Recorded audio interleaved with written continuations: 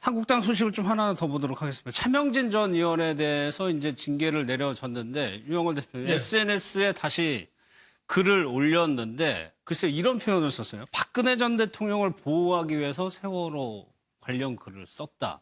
박 전 대통령을 끌어들였단 말이에요. 네, 뭐 어떻게 보면 면피성 성격이 강하죠. 예. 그 세월호에 대해서 유가족들에 대해서 비난하는 SNS로 당원권 정지 지금 3개월 징계를 받았거든요. 예. 근데 이제 SNS를 그만두겠다. 그래서 모두가 탈퇴하고 잠수로 탔었는데 징계가 끝나니까 SNS를 통해서 자기가 그렇게 거친 말을 쓴 이유를 3가지를 들었어요. 예. 예, 하나는 박근혜 대통령에 대한 마녀 사냥이다. 뭐 부관 참시라는 말까지 써가면서 박근혜 대통령을 지금 세월호 때 직접적인 책임도 없는데 그것 때문에 탄핵당하고 감옥까지 가 있는데 또 끌어내서 지금 그 단죄하려고 하느냐. 예. 그 첫째 이유고 두 번째는 황교안 대표에 대해서 좌초시키려는 좌파의 예리한 무기다. 예. 이 세월호 황교안을 좌초시키기 위해서 좌파들이 세월호를 또 이용한다. 그리고 또 세 번째는 세월호 유가족이 특권 집단화되고 있어서 그거를 내가 막기 위해서 그걸 썼다. 예. 뭐 그런데 일종의 자기 변명이 아닌가 뭐 이렇게 싶고 예. 조금 뭐 적반하장인 측면도 좀 있는 것 같고 한데 가장 큰 거는 민사 소송이 지금 세월호 유가족 쪽한테 들어왔어요. 예. 그게 얼마냐면은 4억 1천만 원입니다. 예. 그 굉장히 크거든요. 저도 집에 우편물 오는 것 중에서 제일 겁나는 게 국세청에서 오는 게 제일 겁납니다. 돈 내는 게 제일 겁나는데 예. 그 차명진 전 의원이 그동안에 그 전교조 명단 공개 때문에 1억 1천만 원인가 해서 그때 전세돈 빼줘서 물어준 적이 있었어요.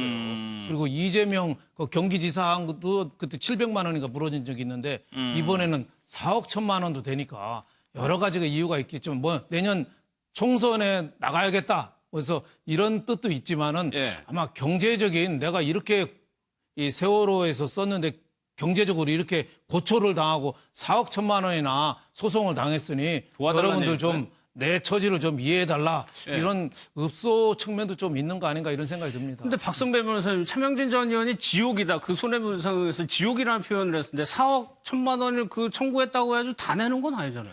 그 오늘 SNS 추가 내용을 보면 본인이 네. SNS 활동을 재개한 이유로 민사소송을 제기당했다는 겁니다. 그동안 세월호 측에서 민사소송을 제기하지 않을 걸 기대하고 방송활동, 유튜브 활동, 페북 활동 등 일체의 정치적 활동을 안 했는데 오늘 민사소송 소장을 받아봤더니 4억 1천만 원을 청구했고 1인당 300만 원씩 137명이 청구했다는 겁니다. 거기에 연리 15%를 붙이라는 건데 실제로 청구 금액이야 원고 측에서 설정하는 금액이고요. 예. 실제 재판을 임했을 때 인정되는 금액은 불법행위가 성립한다고 하더라도 특히 명예훼손이나 모욕의 경우에 불법행위가 성립한다고 하더라도 300만 원까지 인정되는 경우는 드뭅니다. 그렇지만 원고 측에서는 그만큼 정신적 피해를 많이 입었다는 상징적인 의미에서 300만 원을 적시를 한 것이고 예. 실제로 소송으로 진행됐을 때는 차명진 전 의원이 배상을 한다고 하더라도 이보다는 훨씬 낮은 수준으로 배상을 하게 될 텐데 그조차도 본인이 모르지는 않을 텐데 그조차도 경제적으로 부담이다라는 생각을 그 심경을 토로를 한 걸로 금액이 내려가도. 내려가더라고요.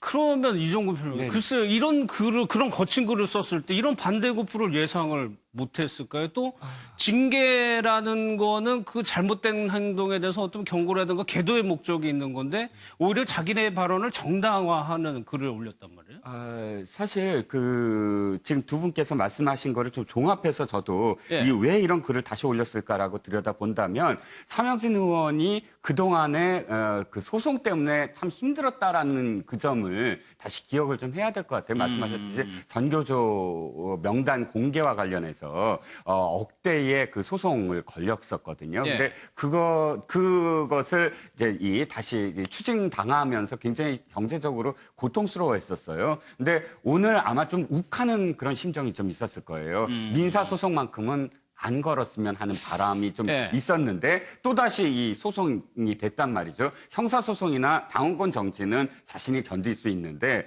집안에 또다시 가계에 가족하고 관련된 문제니까. 가족하고 관련된 부분 집안에 또다시 자신의 어떤 발언으로서 이러한 그런 또 고통을 줘야 되는 심정이 또 이렇게 겹쳐지니까 예. 거기에 대해서 아니 난 지금까지는 정말 민사소송이 걸리지 않기를 바라면서 조용히 있었는데 이걸 뜯어보니까 나의 어떤 그런 정말 마음이 그냥 참을 수만은 없겠다라는 심정으로 또다시 글을 올렸다 이렇게 말씀을 하고 계시거든요. 그러니까 예. 그런 심정은 좀 이해가 가는데 사실은 좀 더 무슨 발언을 할 때, 아까 한국당도 마찬가지였지만, 한국당의 실언, 막말 발언도 마찬가지였지만, 무슨 발언을 할 때 이것이 어떠한 파장이 돌아올지를 그렇죠. 생각을 해야 된다는 것이죠. 예. 생각을 안 하고 또 이런 어떤 발언들이 겹쳐지니까, 사실은 지금의 어떤 변명이 또다시 어떤 파장을 일으킬 수밖에 없는 상황이 아니겠나 싶습니다. 알겠습니다.